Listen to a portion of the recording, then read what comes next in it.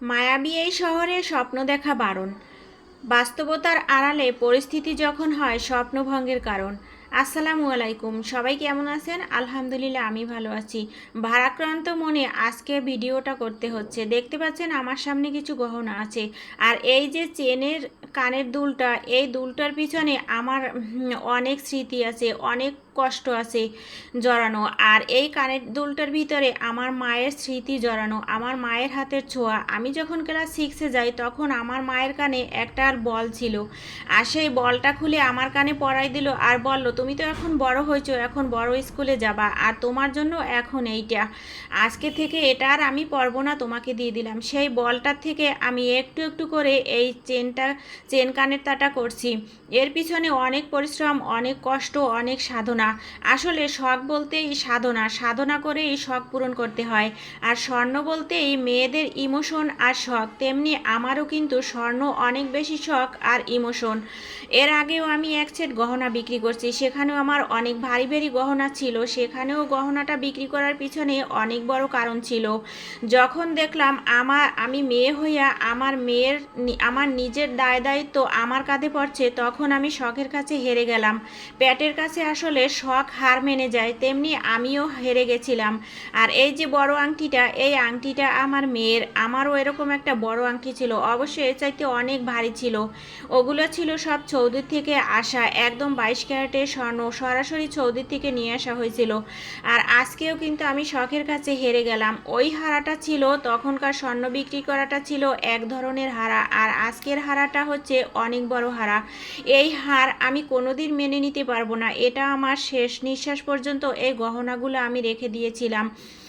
অনেক কষ্ট করে আমি গহনাগুলো রাখছি, অনেক কষ্টের মাঝেও আমি এই গহনাগুলো কখনো বিক্রি করার কথা বা হারানোর কথা ভাবতে পারি নাই, কিন্তু আজকে এমন একটা পরিস্থিতি এসে দাঁড়িয়েছে যে আমার এই গহনাগুলো হারাতেই হচ্ছে। অবশ্য যদি আমার এই ভিডিওটা সে দেখে থাকে তাহলে বুঝতে পারবে যে একটু হলেও সে অনুতপ্ত হবে যে এই গহনাগুলো আমি কেন হারিয়েছি, কার জন্য হারিয়েছি। এই যে এখন আমরা মা মেয়ে চলে যাচ্ছি এই গহনাগুলো নিয়ে স্বর্ণকারের দোকানে, আর আজকেও আমি হেরে গেছি আমার পরিস্থিতির কাছে, আমার শখ হেরে গেছে।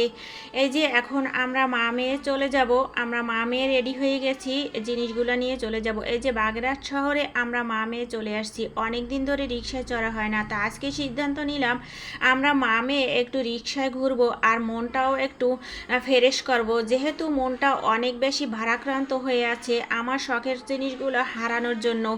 এই যে অবশেষে স্বর্ণকারের দোকানে চলে আসলাম।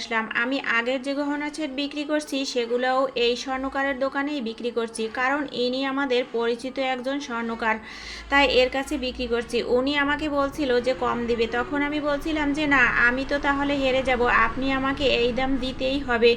আমি অন্য কোথাও দিনে আপনার কাছে আসছি জিতবো বলে, কিন্তু আপনি তো তাহলে আমাকে ঠকাই দেবেন।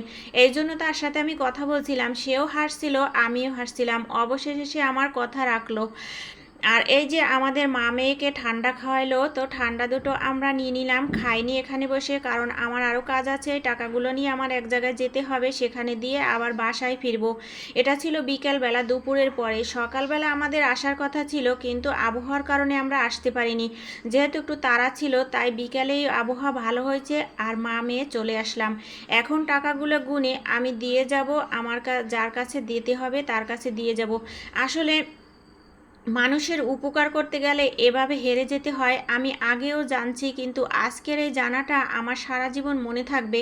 এই স্মৃতি আমি কখনো ভুলবো না। আসলে আমার কাছে যখন টাকাটা আসছিল তখন আমার কলিজাটা ফেটে যাচ্ছিল, আমার কাছে এখনও খুব খারাপ লাগছে। আমি এখন ভিডিওতে ভয়েস দিচ্ছি, এখনও আমার কাছে অনেক বেশি খারাপ লাগছে, আমি যেগুলো বলে বোঝাতে পারবো না। আমি এক পর্যায়ে কান্না করে দিচ্ছি, আর এই কান্না মনে হয় আমার সারা জীবনই মনে থাকবে আজকের দিনের কথা। আর আমাদের আসতে আসতে সন্ধ্যা হয়ে গেছিল। এখন বাগেরহাট দড়াটানা ব্রিজের পর থেকে আমরা নামছিলাম সন্ধ্যার পর।